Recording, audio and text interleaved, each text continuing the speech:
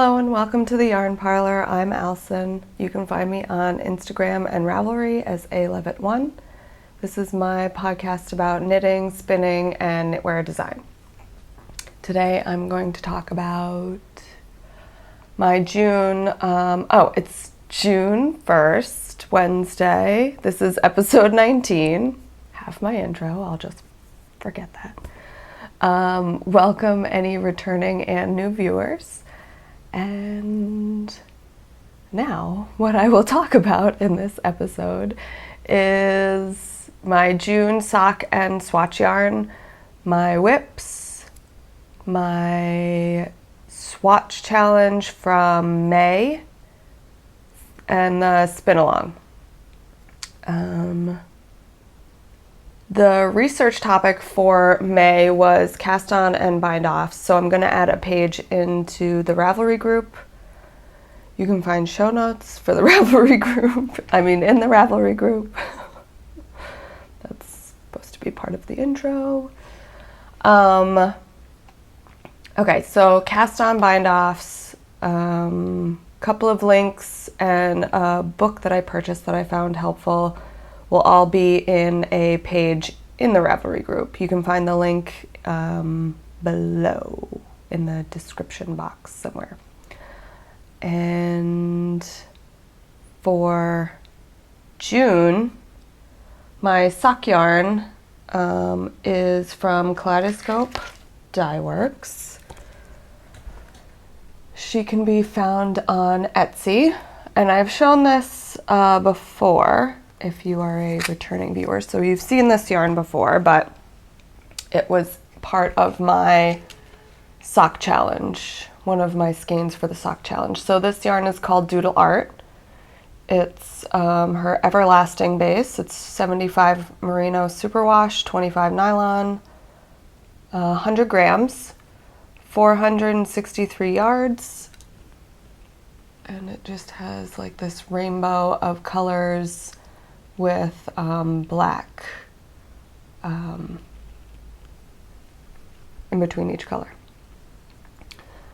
So I am going to knit the Whiz Bang socks from Sarah Shoe for June, for the month of June with this yarn. It has a new toe shape to me. There's a definite right and left toe construction. So that will be interesting. I'll get to try a new toe.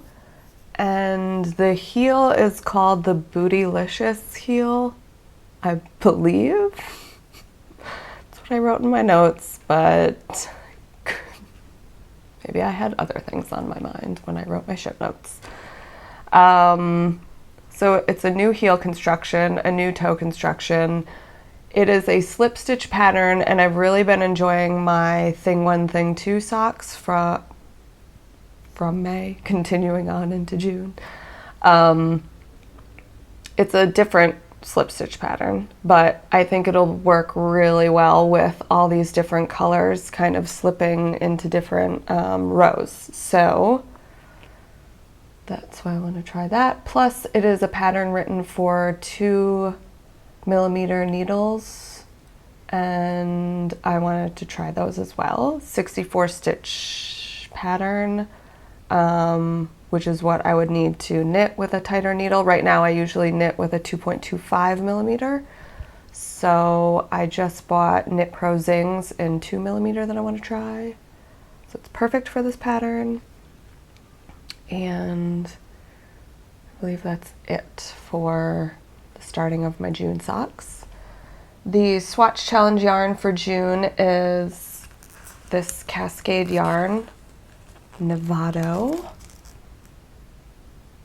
And it is 39% llama, 38% wool, 23% nylon. So I don't know how well this is going to come up on the camera, but I tried to pull out some. There's a nylon tubular net And then the wool and llama fibers are kind of blown into this mesh netting. And so that is the construction of the yarn, is this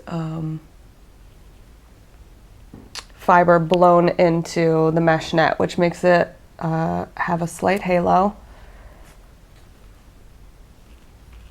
And it's a bulky weight. Suggested needle size is US 10 or 8mm. This color is number 6, and there's 164 yards in this. So what I think I'm going to do with this yarn is the plain stockinette swatch that I'm doing for all of my yarns, some kind of a cable pattern, and then a simple textured swatch. So I'm thinking along the lines of a seed stitch, to see how this yarn looks in those 3 stitch patterns. So that is June's yarn. Now for my May yarn, I was using Baramu Dovestone DK. This colorway was Air, and that is 100% British wool, 50 BFL, 25 Wensleydale long wool, and 25 dark brown Masham. I had 252 yards. I did have some left over. This is what I have left and what the yarn looks like. And my 3 swatches are, here's what it looks like as a stockinette. I used the Signature US 6 4mm for this yarn. So I like the DPNs with the sharp. I bought the stiletto heels, but the 6s, I bought a set of 6 and a set of 4. And I've used the 6s so far, and with the stiletto tip. Did I just say stiletto heel? Got shoes on my mind. With the stiletto tips, which are their sharper tips. I like sharper needles, and they're just not that sharp. Chowgu's Haya Sharps and the collage, square collage needles are actually sharper than these 6s.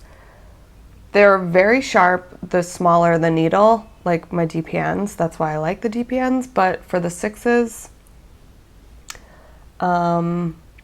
it just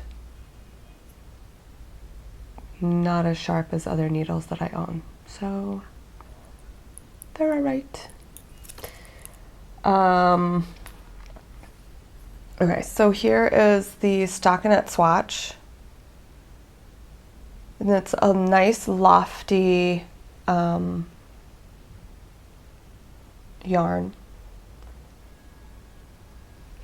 It's a little bit hairy, and it's slightly rustic. I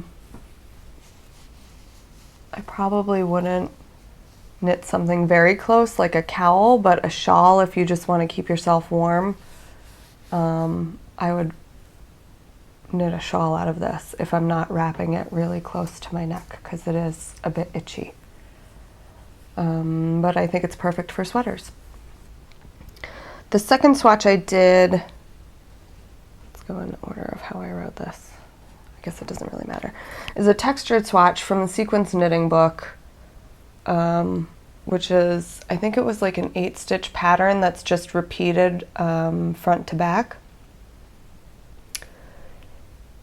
And I like the texture. I mean, this yarn is, when I first did my initial review on it, when I looked it up on Ravelry and saw what other people were knitting with it, this yarn is good in any type of stitch. Lace, cable, textured, color work. It really is very versatile. So I like the texture because it's it creates kind of a pattern, but not one that you can, it's not simple. It's not a simple seed stitch pattern, but it still creates something that doesn't look really messy, to me anyway. There was one knot in my skein. I don't have a problem with knots, but just to point out, I did see somebody comment about how they had 3 knots in their skein, and the company actually went out on top of their message and was like, write us immediately, we'll help you solve this. Like, they seemed very helpful. So if that is something that concerns you, I have no doubt in my mind that the Baramu would help you solve that problem. So there's the texture. And then the third swatch that I did was, I think it's called Meandering Cables. Let me quickly look that up. It was called Meandering Cables with Eyelets, page 66 of Lace and Eyelets by Erica Knight. Whoops. This is the book I used for this swatch. And I didn't aggressively block this swatch because I wanted to have the eyelets open, but I didn't want to stretch out the cables to the full extent, so I just kind of let it do its thing after it was wet. And this repeat is like a 34 row repeat. And I did 2 full repeats, I think. It looks great. It looks really nice. I like it. It's a nice stitch. You could do this on a simple sweater pattern and turn it into a really nice looking, and then just do like 2 of the repeats up the sleeves and then the full body in this pattern, and I think it would look really cool. I think it's a very interesting stitch. So that was my May yarn. Now on to whips. I've been still working on my May socks, which is Neely's Knits Thing 1, Thing 2 striped sparkle base sock. There's her tag. It's a 80 superwash, 15 nylon, 5 stellina. I've been using my signature needles, DPNs in US 1, 2.25. This is the vanilla bean striped sock pattern from Emily O'Grady. This is my second sock. I was here the last episode. I haven't worked so much. I thought that these might get done. But this week I didn't get a ton of knitting time, so this is what I got. And so I did go past, I think my heel location is somewhere around here. I'm doing an afterthought heel, a true afterthought heel.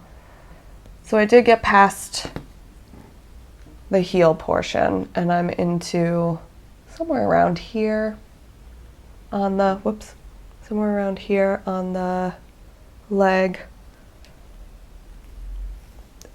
It's a really fast pattern. It's super easy, and it adds that little extra interest with the slip stitch at the stripe change. Like I said, I haven't had that much time to knit this week, and so I didn't get very far, but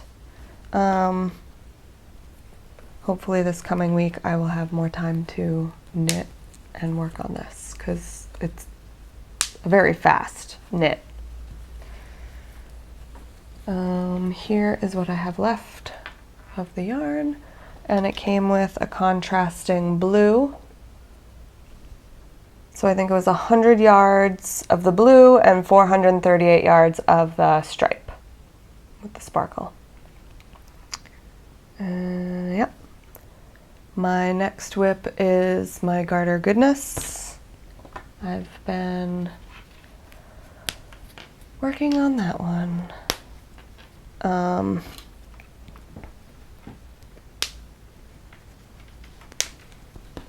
And I've gotten into the next color.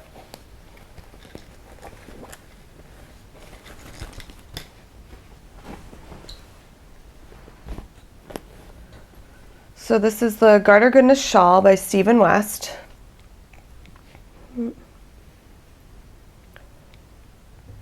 And is that my stitch marker? Oh, it's here. I was here the last time. So I've finished with the orange stripe and I'm on to the pink. I'm adding a rainbow. I pulled my yarn right here. Now I have to fix that.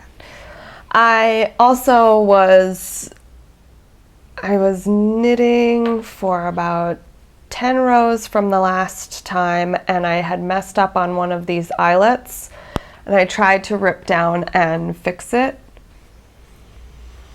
That didn't really help. So I had to rip back about 10 rows and then re-knit them, and I mean, it just kind of left like a double eyelet on one of these eyelet stripes. And it wasn't that big of a deal, but it just, once my eye got drawn to it, I was like, no, I'm gonna try and fix it. And then when I tried to fix it and couldn't, I had to rip back. It just bothered me that much. So I probably would have been further along, but I had to rip back about 10 rows. I'm on section 4 still. I'm almost done with section 4. There's 6 sections. So the pink stripe will last through section 5. And I will then go into a green stripe. And this is Be Sweet Skinny Wool. And then for section 6, and then at the bottom of section 6, I'm going to do a solid purple stripe. So this one will not be with the contrasting rainbowy gray yarn. It will be just like almost a border. It's still just garter stitch. It's not a fancy stitch, but I wanted to do a solid border along the bottom. And the pink is Magpie in there. I think it's a sport. Yes, it's sport weight yarn in the Shotgun colorway. But since it's heavier, I'm using a 6.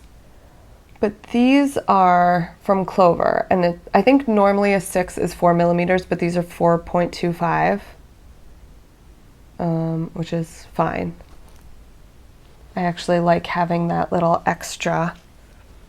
So what I'm going to try and do is when I block it lengthwise a little bit more than widthwise, so it doesn't leave like a bump at the edge here, because thicker yarn can kind of bump out like that. So instead I'm going to try and elongate my stitches instead of having them puff out. And the yellow stripe was a 4x8 repeat. The orange stripe was a 6x12 repeat, and the pink stripe I'm going to do a 6x8 repeat, so it's going to be much closer in height. And then the green, I think I decided to do a 2x10 or maybe a 4x10, so the green will be just a thin stripe and keep this wider. And that's it for Garter Goodness. I also worked on my fringe shawl a little bit.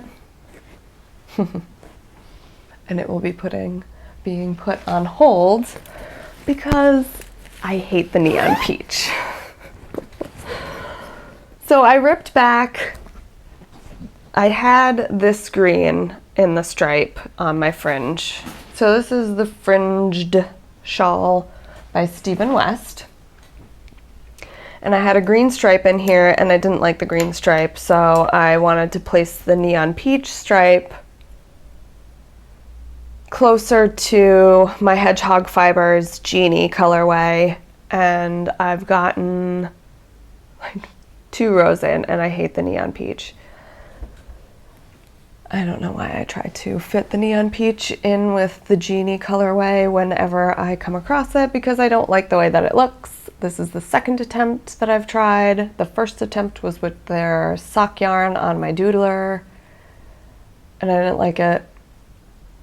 I thought maybe the merino singles, this is Hedgehog Fibers merino singles, I thought that it would work better. It doesn't. What I want to do is get Jelly, which is Hedgehog Fibers hot pink. It's like a hot magenta pink. So it's not bright neon pink, it's more of a darker pink. It's this color right here, that deep pink. I'm going to get that in their merino singles base and do this and finish with this shawl. So I just wanted to show you because neon peach does not look good. I'm not happy with it. So I'm going to put it on hold, and I do have a no buy year yarn diet going on. I'm not sure if I'm going to break it or not.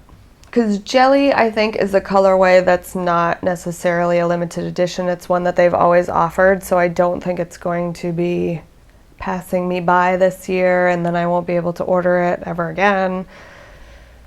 But at the same time, I kind of just want to finish this shawl. So, I don't know. But as for right now, fringed shawl is on hold.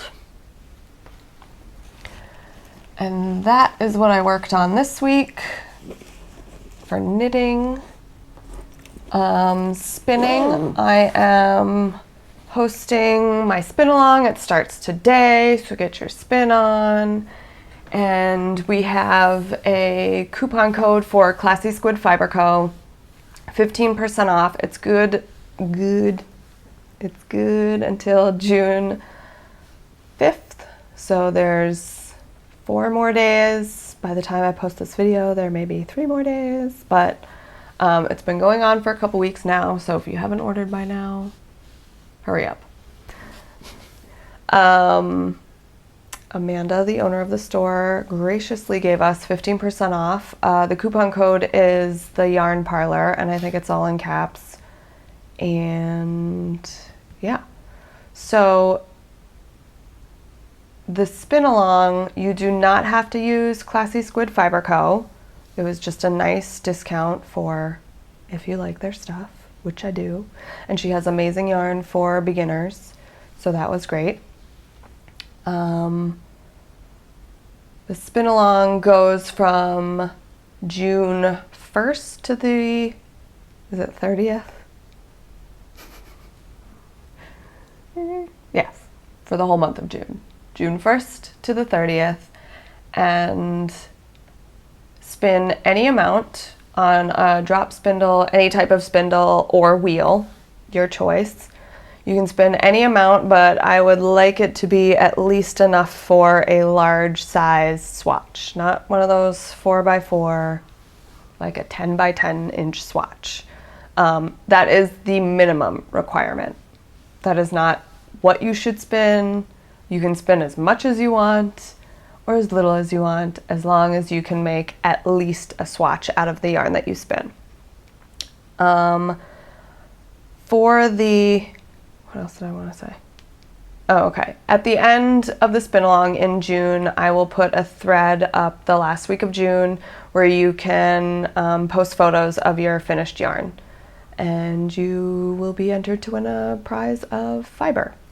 I have to figure out the fiber part of it, but I am planning on picking the prize from Amanda's shop, the Classy Squid Fiber Co. And then in July, I'll be starting a knit along for hand spun yarn. So you can knit with your hand spun. That's why I wanted to at least have a swatch amount, because I would like for anybody who's beginning and may not have the time or get frustrated and you only spin like a small amount, you could still knit something with it for the knit along. That was my thought process on that. So July is the knit along for your hand spun. If you do not partake in the spin along or you don't spin yarn, you can still join the July knit along, but you have to use hand spun. So you'd have to use a purchased hand spun in that case.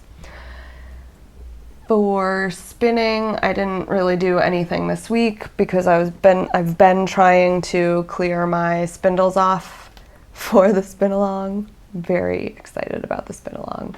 And I've noticed that a bunch of you are as well. Jess purchased a spindle, which is awesome. I totally will take the blame on that because I want you to enjoy spinning and learn how. If it's something that you've been interested in, this is the whole point of the spin along, for you to like really get into it and try. I also saw that Lisa is going to be spinning for a pair of fingerless gloves. I think that's awesome. I believe she posted in the episode 18 thread the Artbat that she got in that she's going to be spinning with, and it's beautiful, so go and check that out. And a bunch of other people have been talking about the fiber that they're going to be spinning, or that they need to go and find and dust off their spindle, and I think that's great. I think it's really awesome that I've been hearing about that you guys are interested in this. So you can start today or whenever you like in June. Since I wanted to do this spin along for beginners, you don't have to be a beginner. You can have been spinning for 10 years now, but I really wanted to make this an introduction to spinning, spin along. So I wanted to go over each episode this month. I wanted to go over different steps of how you go from fiber to actual yarn, just to help anybody. It's like a little mini course, if you will. So last week I went over, what did I go over? I went over the materials, right? What you need to spin yarn. So this week I wanted to go over different fiber preps and drafting, so that you know how to use them for spinning. I won't necessarily give a tutorial on how to spin, but this week and probably throughout the rest of this month, I'll put in show notes to links on videos on how to spin. Next week, I think I'll give tips on spinning, or what I might have learned or read in my processes. But if you don't know how to spin and you're looking for videos, definitely check out the spinning thread in the Yarn Parlor's Ravelry group. There are a ton of videos that Jennifer from Blaine Fleece and Fiber has put up there. I had asked her to because I found those in the Knitting Broomsticks spinning thread when I first started spinning, and I loved them. I was like, these are amazing videos. So when I started my podcast and started my spinning thread, I asked her to post her videos in my thread as well because I found them amazingly helpful. So if you are looking for some great tutorials, she's done her own, and she's also posted other ones that she found to be helpful. So there's a plethora of beginner spinning videos. So please go and check that out. But for today, I'm going to go over fiber prep. So the fiber prep that I know and have gone over is Rolags, Minibats, Braids, Artbat, and my loop bump. So with the loop bump, it's basically already done and ready for you to spin with. This it will look more like this when you get it. This will be full of fiber. I've spun some of mine. And so you just kind of search around. It's usually at the top, but you search around and you'll find this little fluff of fiber we'll be able to pull out. And so you just need to gently pull on that, and you can spin directly from this. No pre-drafting is necessary, and it spins a fine yarn. For braids, you have the two ends of the braid, and it's in a crochet chain, if you will, so you just need to pull it apart on one end. If you tried it on the wrong end, you won't be able to, you'd have to continuously loop it through. So pull on the end that easily comes out. And for spinning with this, you can spin a whole bunch of different ways. You could get the whole long sheet of fiber and you could break it in half and then draft and do different things from this way. You could break it lengthwise. When you open up the braid of fiber, you can almost see that it wants to section off in different places, like here and here, here. So if you're going to section it off lengthwise, you don't want to just start at the top and split it that way. I don't remember why that is. I think it just has to do with keeping the fibers parallel, but you'll want to take it from more of a middle section and break it from both sides, and it'll easily come apart because you can see that these sections kind of already appear. But you can break it as little or as much as you want, and then for pre-drafting, excuse me, you'll want to kind of pull it apart like this.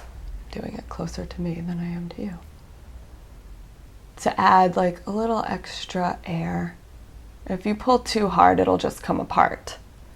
And you need to keep your hands further apart than the actual staple length, because if you try to pull it like this, it won't budge because that's the staple length and you're just pulling on the length of the fiber.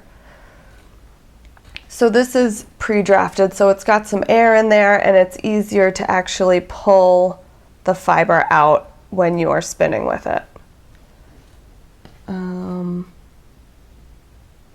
Then with the Artbats, you'll want to, there are also different ways of spinning from an Artbat.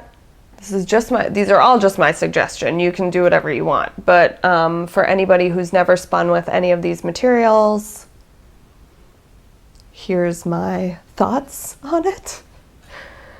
For Artbats, I open them up.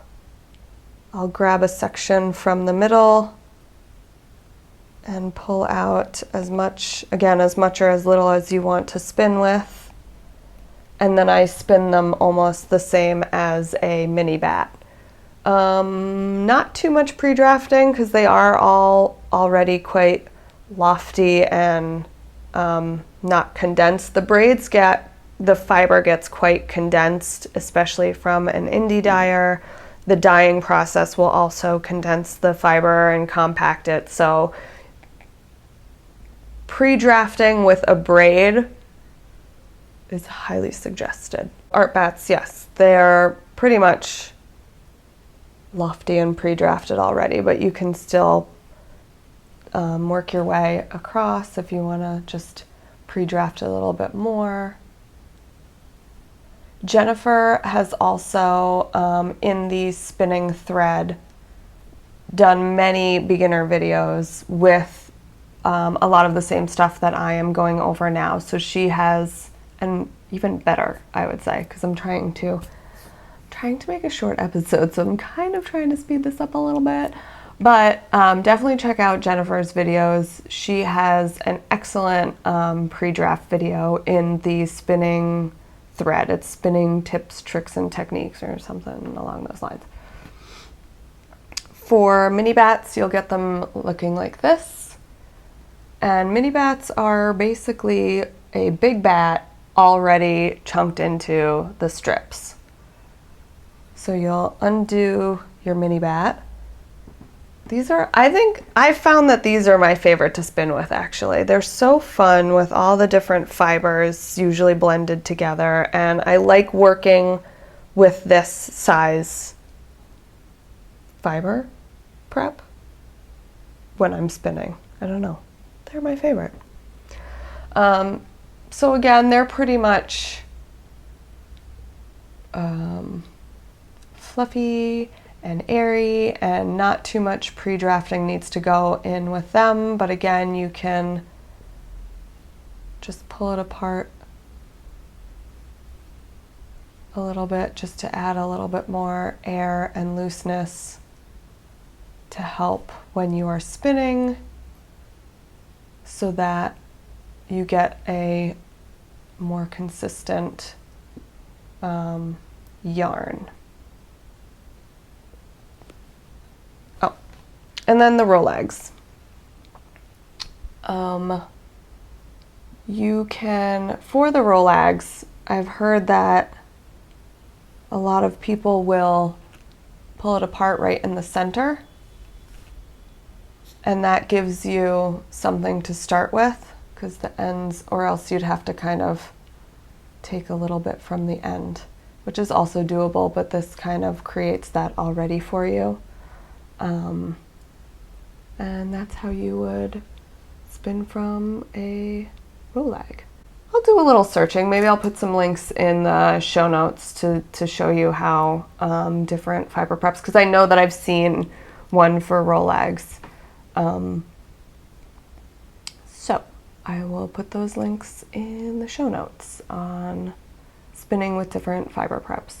There are other forms of fiber prep, but these are the ones that I have used, and so these are the ones that I am able to vaguely explain.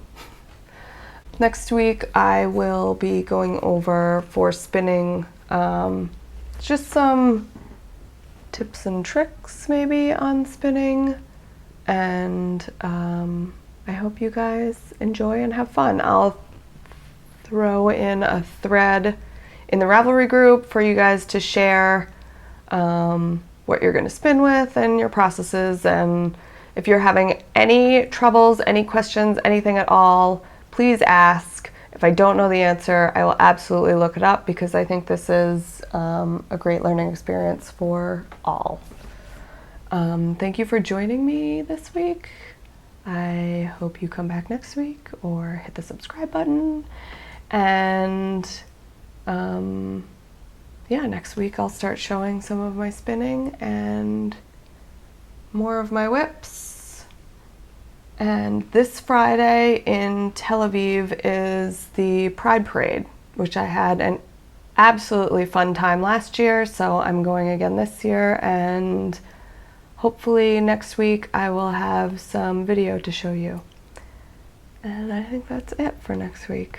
Oh, I will be having a shop update on June 10th, so I will show you what bags will be going in next week as well. Thanks for joining me. Bye.